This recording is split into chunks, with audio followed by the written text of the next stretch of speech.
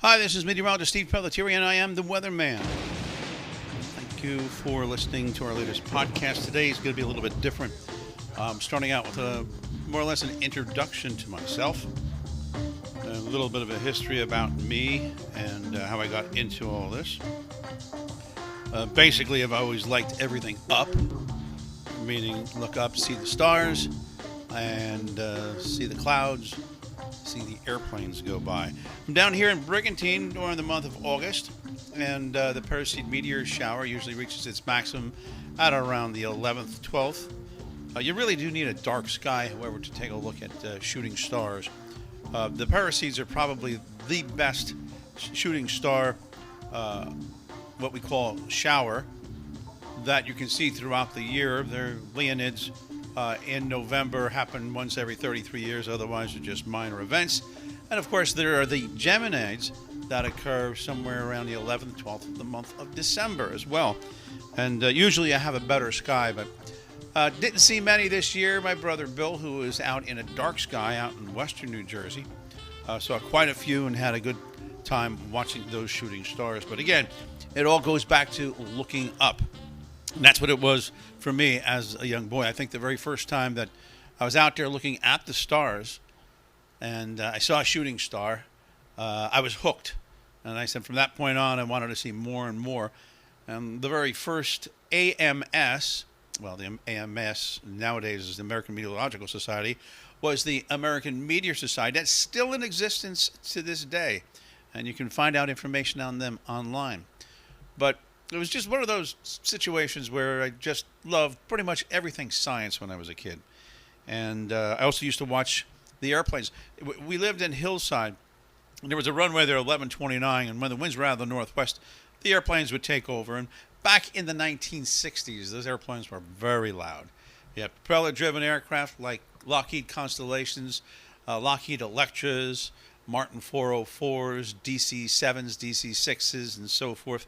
They were loud. They usually stayed pretty low, and they were quite impressive when they used to go over the house. But then, of course, you had the early jets like the 707, which used to have tremendous dark contrails of black smoke, even at the lower altitudes, because, of course, the engines weren't as efficient back then as they are today. And, of course, the Sud Caravelle.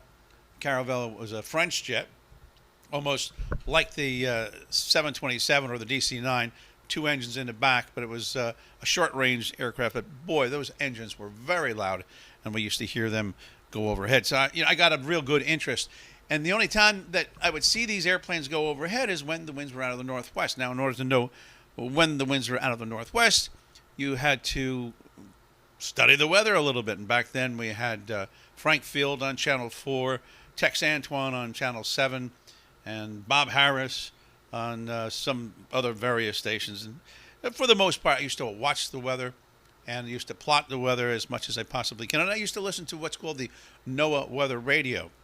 And that was one of the ways that they used to get information. Now, remember, this is way before we had significant social communications like Facebook or like texting or actually these cell phones for sure. So all information that you got was pretty tough to come by. My initial idea of what I wanted to do in my life was to be a pilot. And probably around age 11, 12, of course, I went to my first eye doctor, and all of a sudden he said that I needed glasses. Well, back in the 1960s, if you needed glasses, being a pilot was absolutely out. You could not wear glasses when you were a pilot. Nowadays, of course, with the operations that they have, you can correct any vision from 2020. And here's an interesting fact. My eyes now have reverted back to perfect 2020 vision. This happens to a lot of myopics. Now, myopic is nearsightedness. You need glasses just to see across the street to see license plates. The other ones where you need glasses to read, that's another type of problem. I never had that problem. And even to this day, I could still read. I could read very, very close, very, very small print, even on aspirin bottles. I do need a little bit more light because I am in my 60s at this point. But the interesting thing is my sight has come back. And they said about 50% of the people who are myopic or nearsighted basically do revert that way. It's a process that goes on as you age. But here I am. Now I can see fine. Can't fly. Never did fly.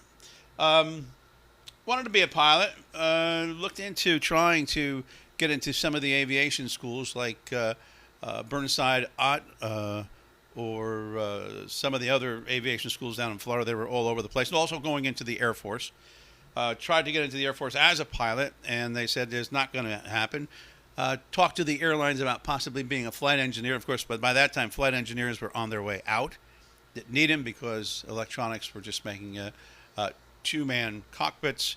You didn't need that a flight engineer who used to take care of a lot of the onboard systems. So that was out. So aviation, being a pilot, just didn't seem like it was going to be there. So I did go to a local community college at first and tried to find my way, and then they opened up a meteorology program over at Kane College, and that's when I went there. I went to Kane College for the meteorology department and got my degree in meteorology in 1975. 1976, I went back for what's called synoptic meteorology, and you have to take synoptic meteorology. It was an extensive 4-day course, 3 hours a night. Map making, map interpretation, a lot of math, a lot of calculations, and actually drawing of charts. We did a lot of that. So that was something that was extensive. It took a lot of my time during that 1 year afterwards. But I did go towards my master's. However, I never did get my master's. I did apply for my master's, and it's part of another story as we go along. I'll let you know about that, but never really went at this point. I'm sort of like got my master's through the School of Hard Knocks, and the reason for that is because I think right from the get-go, right from the time I got out of college, I basically started working in meteorology. Actually, when I was in college, I used to go to the local cable TV station down in Elizabeth, and I used to do a once-a-week weather show. And I did that probably, I'd say, 1972, 73. I was also a co-op observer for the National Weather Service at a co-op station at Union College in Cranford, New Jersey. And I used to take care of that. And for that, I got some money from the college, and it helped pay for my tuition when I was there. Going over to Kane College, I also got a community college graduate scholarship, so it was easier. And it was also right around a block from me. I lived in Hillside. At the time, it was called Newark State. Before that, it was Newark Normal. Now it's Kane University. Went to Kane College and then to Kane University. And even part of Kane University is in Hillside at this point. So my hometown is basically where the college that I went to. And you'll see banners for Kane College on I-95 going down Philly. You'll see it all across the country. They're trying to get people to either do distance learning or to come to New Jersey. They still have a fairly large emphasis on education. However, they have branched out in many, many other fields. And I think someday they're going to be noted as a very good school for just about everything. And they do have a graduate program. As far as meteorology is concerned, for graduate and doctoral programs, Rutgers University pretty much runs the state as far as that's concerned, and they have constantly blocked them from having any type of environmental or meteorological advanced degrees. And it's just a political thing. It's as simple as that. So that was that. I graduated, went to my synoptic meteorology. One day one of the guys I worked with who was working with a private weather company called National Weather Corporation. They were located over at Newark Airport. They had said they had an opening, and I went over to apply. But, it was the 1970s, coming out of the 1960s. I kind of had long hair and a beard. Maybe didn't make the best presentation. Didn't get the job, but I knew my stuff, and I knew my stuff quite a bit. I guess the earliest form of saying, well, I can't hire this guy. He's a hippie freak. But I really was, and I was sort of like a hawk. But long story short, one of the guys who used to work at National Weather Corporation, his name was Howard Haviland. And Howard actually quit National Weather and opened up his own place up at Morristown Airport. He actually rented a trailer from Easy Trailer Company, and it wasn't a very large trailer, but inside it he had all the weather documents, or all the weather equipment that you needed, which means he had a teletype and a fax machine and weather instruments outside, telephone, of course. And then he was at the airport, so he went out and he solicited all the aviation clients there so that maybe he can give them aviation weather briefings right there at the field. Well, he was all by himself. So he asked me to help him out. I wasn't doing anything. I didn't have a job. I was still going to synoptic meteorology. So I probably in 1974, 1975 is when I started with him, because he broke away in 74. And I started just doing some part-time work with him. Didn't make money. Didn't make a lot of money at all. As a matter of fact, I think I kind of used some of that for co-op credit for my college and for my advanced degrees. But never really got into a situation where we made a lot of money. So eventually what was happening is I was looking to get a job with Exxon. I was figuring what I can do is I can do environmental, because environment awareness was starting to come up on that time. And I figured, hey, here's a good way for me to use my science knowledge, get involved with Exxon, because I always liked Exxon. Exxon was a company in Linden where they had the refinery. They were growing in New Jersey. They were building a place in Florham Park, out in Annandale, and in other satellite locations all across the state. So I thought it would be a good mix for me. But Howard asked me to watch this station when he went in to get a hernia operation. I remember it was like October of, I think, 1976, and 1975, 1976. And up until that time, of course, I'm working with the synoptic meteorology. So I help him out, and I watched the place for about a couple of months while he's recovering from his hernia operation. Then I remember right around Christmas time, I went over to bring him some lasagna from my mother, believe it or not, because my mom makes lasagna. I always want lasagna on my birthday. My birthday's in December. I brought it up to him, and he just looked absolutely horrible. We can tell that there's something wrong. 2 days later, we got him back to the hospital, and we found out that he had cancer, and it was terminal cancer. He didn't have any money. He didn't have any family. He had this business, and I sort of became friendly with the guy. So I said, okay, I'll watch the place, see what's happening, so on and so forth. So that went on through January, February, March of those early years. And we found out that he didn't have any money, so the hospital system was transferring him to these different places because they didn't want to have him, because it was costing him a lot of money. So I went to the American Cancer Society. I told him about the problem. He has nobody. He has no friends. So basically what they did is they took over the whole situation. They were fantastic. And this is in the 1970s. The American Cancer Society did this. And they took his whole case over, got him out of there and brought him to hospice, or what we'd call hospice nowadays. And in April of 77, he passed away. Also in April of 77, I got accepted to go to Rutgers University for a master's in meteorology. And also in April of 77, the sheriff came to give him a summons because he owed so many people so much money. So with all this in mind, it was like a little bit of a weird time, a little bit of a rough start. I had some friends over at King College where I was. One of them was Frank Lombardo, John Leo, some other folks too. There was Keith Eichner, who was also helping out Howard at the time. So we were all trying to keep this thing going. I didn't have a job. I had this business. This guy was dying. He had no family. He had second cousins who were putting him in the ground. And to this day, we know what cemetery he's in, but we don't know his exact marker. We can't even put a marker there because we're not part of the family. So that's neither here nor there. But it's just an interesting story, though, how this poor guy, who maybe had like 5 or 6 people at his wake, had to live his life that way, and then ultimately pass away. And here I am with this company. First, we called it. We incorporated what's called a straight C Corp. Back in the 70s, that's what you do. Oh, you're a big deal. You're coming out of college. Oh, I'm going to start a corporation. So we called it the American Atmospheric and Meteorological Operational Services Corporation, or ATMOS. Only problem is there was a company running around doing heating and air conditioning, and they were called Atmos, but instead of two A's, it was one A. So we ran with Atmos for about maybe 2 or 3 years, and then all of a sudden they came after us and they said, hey, you can't use that. We have the trademark on it. We have this, that, and the other.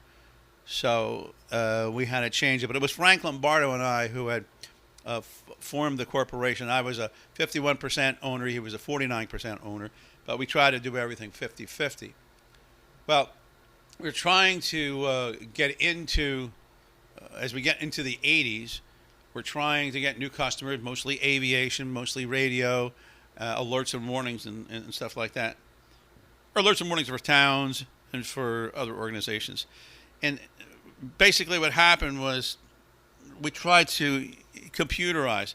This is in the early days before the internet was actually starting. I think AT&T used to call it audio text, and that was like in the early 80s. And we were trying to find a way where we can take the weather data, take it in, put it through some of the new microcomputers that were coming out then. Back then they were called the PET, the Apple one. We used the Exity Sorcerer. There was also the Radio Shack, what they call TRS-80. We used the Exity Sorcerer, and we had a gentleman, a high school student named Robert Krawitz, who was actually able to put together some actual hard code in order to take this weather data and put it on a screen, take what we need, throw away what we didn't want, and then print it out. And we started selling that to, or at least leasing it to some of the aviation departments on the field, and it worked out pretty good for a while there. But it had a life cycle, especially as computer power increased, and of course as Robert left and went to college. I think he went to MIT, and did real well there, and I think he lives up in the Boston area right now and has a family. But long story short, that sort of went away. And in 1986, for some ungodly reason, we had, I would imagine, 7 employees. And I have this nice picture of all the people that we had there. Frank Lombardo decided just to leave, and he took half the company. He told me in one day. It was sort of like one of those surprise things. So that was that. I was left with a few people, some salespeople, and it just slowly dwindled after that down to, I felt what I needed was maybe one good person, one part-timer, and myself. And, of course, my wife would help out, too. And we had changed the name over to Ion Weather. We had done a survey to a lot of the customers and a lot of the different names that we came up with. We came up with Ion Weather, and people liked it. ION, not EYE. And got a federal trademark for it. And we continue to maintain that trademark at this point, at this day. That's why CBS in New York can't call their weather Ion Weather, because they know I have the federal trademark. And they've kind of tried to approach us on it once or twice, but never really a sale. I did actually do some weather for CBS New York with a guy named John Bothy. That happened in the 1990s. What he would do is he would do the weekend weather there, and I would do my weather gig that I was doing over at Morristown Airport. Oh, eventually we moved out of that trailer. We moved to the tower at Morristown Airport, and that, I think, happened in 1978. So from 78 until, I think, 1998, we were at the tower at Morristown Airport, which was really cool because I just loved it. There's airplanes all over the place. There's also lots of critters that used to come into our office. We were on the base floor. Got hot in the summer, got cold in the winter, had a lot of pipes blow and this, that, and the other, but we still maintained keeping this business together at that time. And I was doing radio. I did radio stations down the shore, WJLK, all the way down in Baltimore. There was a time that we were doing stations all the way out in the Midwest when John Bothy had brought in some of these stations, and also up in Portland, Maine, when we had taken over a couple of stations. But there's nothing like having a local weatherman, and that's usually what worked out. I've always been on WMTR, WDHA, which is the station that's in Morris County. And it's a very strong station. So we've always been there. And that's always, even to this day, we're still doing it that way. So long story short, we had to leave there. We went to another very expensive office, which didn't work out in 1998 till about 2001. And from 2001 till today, we've been have our office in Denville, New Jersey. And we've been doing the same thing. But nowadays what we're doing is we're doing a lot more weather research.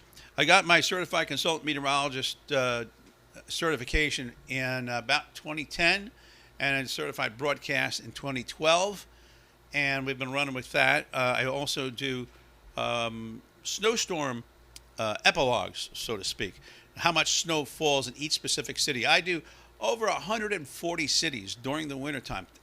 Each storm, what happens in these cities using either observations or anything else that I have. But long story short, throughout all this, I've met a lot of great people. Bud Lacey, who used to work for the National Weather Service, actually worked for National Weather Corporation. Then he worked for the National Weather Service down in D.C. Jim Nachi, who works for the National Weather Service up in Boston, unless he's already retired. Steve Kuhl, Basil Numazinski, he's out on the West Coast. A lot of folks that had passed through our doors and have come in. Dave Jones, who did a lot of our work and who I worked with for the Essex County Road Department. A lot of great people. So I've seen a lot of people. I've had a lot of great people. I've had during this time, I had my son Steve. Steve Jr. now helps us out over at the office. And Matt and Matthew at this point just graduated from Belmont University. So long story short, here I am. I've testified in court over 100 times in my last 45 years. The very first time I testified was in 1977 for the prosecutor.